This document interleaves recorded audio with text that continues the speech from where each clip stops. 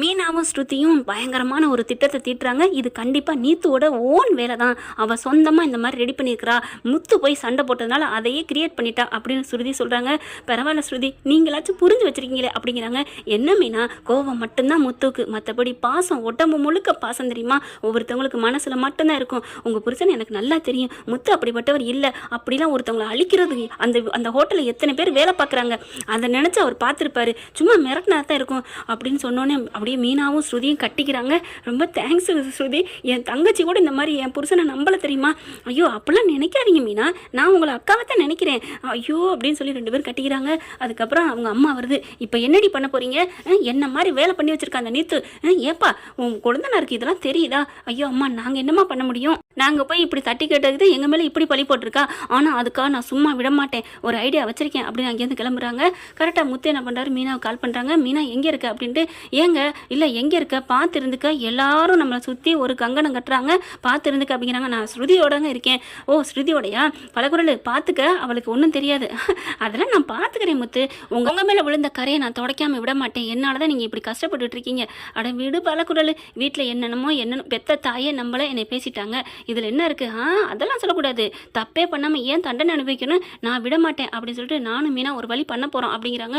ஐயோ அப்புறம் உங்கள் மேலே ஏதாவது பண்ணிடுவாமா அப்படிங்கிறாங்க. அதெல்லாம் அவள் பண்ண மாட்டா, நல்ல பேர் எடுக்கணும் தான் ரவிக்கிட்ட அப்படி சொல்லி வச்சிருக்கிறா, இல்லைன்னா கெட்ட பேர் எடுக்கிறாந்தா உங்கள் மேலே கம்ப்ளைண்ட் கொடுத்துருப்பால அப்படிங்கிறாங்க. சரி ஸ்ருதை பார்த்து, நான் கொஞ்சம் சவாரி இருக்குது அப்படின்னு சொல்லிட்டு போகிறாங்க. மனசே சரியில்லை, நான் எப்படி ஓட்ட போகிறேன்னு தெரியல அப்படிங்கிறாங்க. வேணா சவாரி இல்லாமல் நீங்கள் கொஞ்சம் தூங்குங்க அப்படிங்கிறாங்க. மீனா பரவாயில்ல மீனா நீ கிளம்பு அப்படிங்கிறாங்க. அடுத்து மீனாவும் ஸ்ருதியும் ஹாஸ்பிட்டலுக்கு போகிறாங்க. அவங்க நீத்து பார்த்தீங்கன்னா பேப்பரை படிச்சுட்டு பாட்டு கேட்டு ஜாலியாக இருக்குது. ஏன்னா இவர் ரவி வந்து வெளியில் போயிட்டாரு பால் வாங்கி கொடுக்குறதுக்கு. கரெக்டாக பார்த்தீங்கன்னா பால் வாங்கிக்கிட்டு இருக்காரா, பாத்தியா எடுபடி வேலை பார்த்துட்டு இருக்கிற என் புருஷன் அப்படிங்கிற மாதிரி பார்க்க, விடுங்க ஸ்ருதி நம்ம போய் நீத்துவை பார்த்துருவோன்னு போயிட்டு கேட்குறாங்க. நம்பர்லாம் கேட்டு உள்ளுக்கு வேகமாக போகிறாங்க. இங்கே பார்த்தா அந்த பிள்ளை அப்படி எப்படி பாடிட்டு இருக்கா, அப்படியே டக்குன்னு வீடியோ எடுங்க அப்படின்னு மீனா சொல்ல, உடனே டக்குன்னு எடுக்கிறாங்களா. அப்படியே ஒன்றும் தெரியாத மாதிரி பர்சோட வச்சு எப்படி சிந்தாமணி எடுத்தா அதே மாதிரி எடுக்கிறாங்க. அப்படியே வாங்க உள்ளுக்கு போவோம் அப்படின்னு சொல்லிட்டு உள்ளார போகிறாங்களா. அப்படி டக்குன்னு ஆளை பார்த்தானே புக்கை எடுத்து மறைச்சி வச்சுட்டு, வாங்க மீனா வாங்க ஸ்ருதி பார்த்தீங்களா உங்கள் புருஷன் பண்ணதை அப்படின்னு நடிக்காதடி அப்படின்னு சொல்ல, என்ன மீனா இப்படிலாம் பேசுகிறீங்க, உங்கள் புருஷனை நான் காப்பாற்றிருக்கேன், இந்நேரம் கம்பி என்ன வச்சிருக்கான்னு தெரியுமா, மற்ற பொண்ணுங்களா இருந்தால் என்னை புரிஞ்சுக்குங்க மீனா, நான் உங்கள் மேலே எவ்வளோ மதிப்பு மரியாதை வச்சுருக்கேன் தெரியுமா, ஏன் ஸ்ருதி கூடயும் நான் பாசம் தான் வச்சுருக்கேன், ஸ்ருதி ஏற்றுக்கிட்டா நாங்கள் 2 பேரும் ஒன்றா ஒரே வீட்டில் ரவிக்கு பொண்டாட்டியாக வாழ்வோம், அடிச்சு டூ அப்படின்னு துப்புறாங்க. உனக்கு வெக்கமா இல்லை, ஒரே வீட்டில் வாழ்கிறேங்கிறதுக்கு என்னமோ சொன்ன பெரிய உது மாதிரி, நான் மட்டும்தான் விரும்புகிறேன், அவரை விரும்ப சொல்லலேன்ட்டு, அது முன்னாடி இப்போ இவ்வளோ நடந்துருச்சுல, நான் எப்படி விடுவேன், இனிமேல் ரவி தான் என் புருஷன், என்ன வேணாலும் பண்ணிக்கங்கடி அப்படிங்கிறாங்க.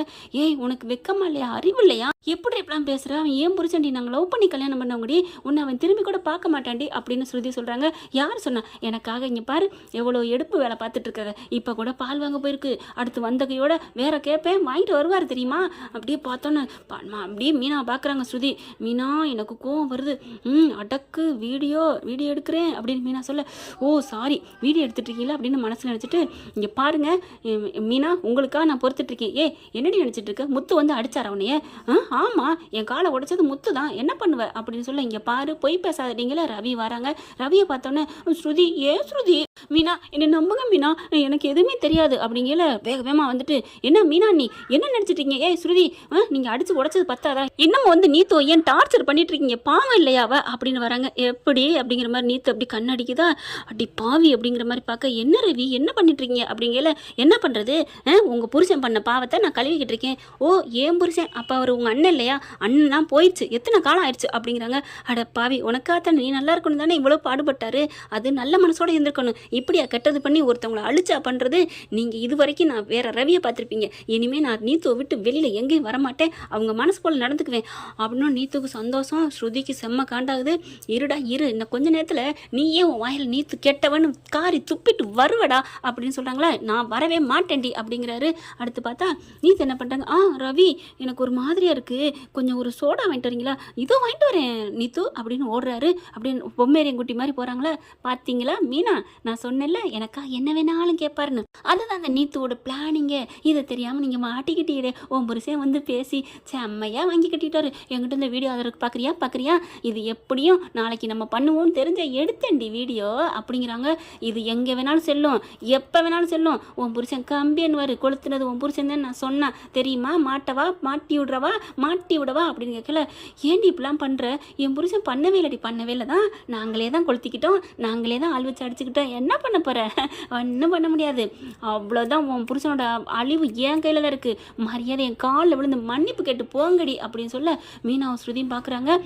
ஏய் என் புருஷனை ஒன்றும் பண்ணிடாத நீத்து அப்படின்னு மீனா அழுகுது. ஸ்ருதி பார்க்குது, என்னங்க மீனா இவ காலில் விழுகிறிய, எனக்காக காலில் விழுந்து மன்னிப்பு கேளு ஸ்ருதி அப்படின்னு கண்ணடிக்கிறாங்க மீனா.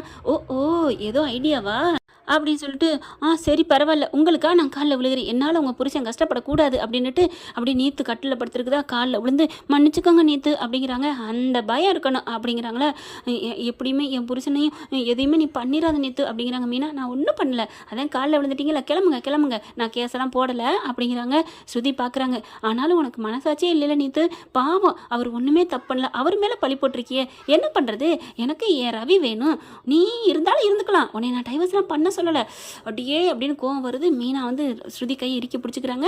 கரெக்டாக பார்த்தீங்கன்னா ரவி வர்றாங்க. ரவி உங்ககிட்ட கொஞ்சம் பேசணும் அப்படின்னு ஸ்ருதி சொல்ல, உங்கள்கிட்ட என்ன பேச வேண்டியிருக்கு அப்படிங்கிறாங்க. எதா இருந்தாலும் இங்கே பேசு அப்படிங்கிறாங்களா.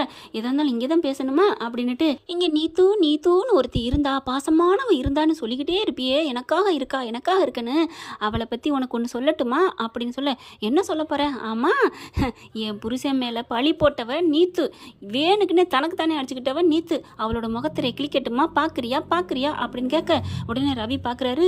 நீத்துவுக்கும் ஒரு மாதிரி ஆகுது. ஏய் நான் என்ன பண்ணேன், உன் புருஷன் தான் என்னை அடித்தது அப்படின்னு சொல்ல, இப்போ தான் கொஞ்ச நேரத்துக்கு முன்னாடி சொன்னேன் நானே தான் எனக்கு நானே அடிச்சுக்கிட்டேன்னு, இப்போ என்ன, அதெல்லாம் நான் சொல்லலை ரவி, இவங்க பொய் சொல்கிறாங்க யுவரானர், நீங்கள் இவங்களை தள்ளுங்கள் அப்படிங்கிற மாதிரி பொய் சொல்கிறா அப்படிங்கிறாங்களா. யாரடி பொய் சொன்னா, ரவி உண்மையிலே இவ சொன்னா தெரியுமா, என்ன நீ பேசுகிறீங்க, சும்மா ஏதாவது சொல்லிட்டு இருக்காதீங்க, பண்ணது பண்ணிட்டீங்க போங்க அப்படிங்கிறாங்க. அவள் சொன்னது உண்மையை நிரூபிச்சிட்டா என்ன பண்ணுவீங்க அப்படின்னு ஸ்ருதி சொல்ல, நீ உண்மைன்னு மட்டும் நிரூபி, அவள் கண்ணத்தில் 2 அறை கொடுத்துட்டு நான் வந்துடுறேன் உங்க கூட அப்படிங்கிறாங்க. அப்படியா இந்த பார் அப்படிங்கல நீத்து ஐயோ அப்படின்னு பார்க்குறாங்களா. ஃபோனை எடுத்து அப்படி காமிக்கிறாங்க, எல்லாத்தையும் பார்க்குறாங்க. ஆமாடி நான் வேணுக்கு தாண்டி எனக்கு நானே அடிச்சுக்கிட்டேன்டி அப்படின்னு சொல்லிட்டு ரவி என் கூட வாழணும் அதுக்காக தாண்டி அப்படிங்கிறத கேட்டோன்னு செம்ம காண்டாராக. அண்ணி என்ன நீ அப்படிங்கல, ஆமாம் நீத்து பொல்லாதவ ரவி பொல்லாதவ. ஒன்று ஸ்ருதியும் பார்க்குறாங்க. போதுமா ரவி, நல்லவன் தூக்கி வச்சு ஆண்ணிய தலைமையில இப்போ எப்படி பண்ணியிருக்கிறா பாவம் உங்க அண்ணன், அவர் என்ன எவ்வளோ கஷ்டப்பட்டு போயிருப்பார் தெரியுமா அப்படிங்கல. அண்ணீன்னு டக்குன்னு அந்த ஃபோனை தூக்கி கொடுத்துவிட்டு கிட்டக்க போகிறாரு. பலான்னு 2 அறை நீத்து கொடுக்குறாங்க. நீ எல்லாம் ஒரு மனுஷ ஜென்மம், இனிமேல் என் செத்தாலும் என் மூஞ்சிலே முழிச்சிடாத, எனக்கு பார்க்கக்கூடாத ஒரு பிறவினா அது நீ தான், வா ஸ்ருதி வா அண்ணி அப்படின்ட்டு வா ஸ்ருதி அப்படின்னு கூட்டிகிட்டு போகிறாங்க. எங்கே போகிறோம் அப்படிங்கல, வாங்க அப்படின்னு யார்ட்டையும் பேசாமல் போகிறாரு. என்ன ரவி என்னாச்சு அப்படின்னு ஸ்ருதி கேட்க, என்னை மன்னிச்சிரு ஸ்ருதி, நான் மன்னிப்பு கேட்க கூட தகுதி இல்லை அண்ணி, நீங்களும் இல்லை உங்ககிட்ட மன்னிப்பு கேட்க தகுதி இல்லை அப்படின்னு முத்துவை தேடி ஓடுறாங்க. நடந்தது எல்லாத்தையும் சொல்லிட்டு, டேய் ரவி அதெல்லாம் ஒன்றும் இல்லைடா, நான் வர லேட் ஆகும், நீ வீட்டில் இரு நான் பார்த்துக்கலாம் அப்படிங்கிறாங்க. ஸ்ருதி வீட்டுக்கு வந்தோன்னே விஜயா என்னம்மா வந்துட்ட அப்படிங்கிறாங்க. நடந்தது பூரா சொல்கிறாங்க. பரவாயில்லையே நல்ல ஐடியா பண்ணியிருப்பீங்க போல இருக்கே அப்படிங்கிறாங்க. என்ன ஃப்ரெண்ட் இப்படியும் போனால் நல்லா தான் இருக்கும், பார்க்கலாம். தேங்க்யூ. அப்டேட்ஸ்க்காக சேனலை சப்ஸ்கிரைப் பண்ண மறக்காதீங்க. நம்ம கிட்ட இருக்க எல்லா சேனல்ஸோட லேட்டஸ்ட் வீடியோ அப்டேட்ஸ்க்காக மேல ரைட் சைடுல காட்டுற லிங்கை கிளிக் பண்ணி வாட்ஸ்அப் குரூப்ல ஜாயின் பண்ணுங்க. உங்களிடம் விடைபெறுவது நான் உங்கள் மெஹர்.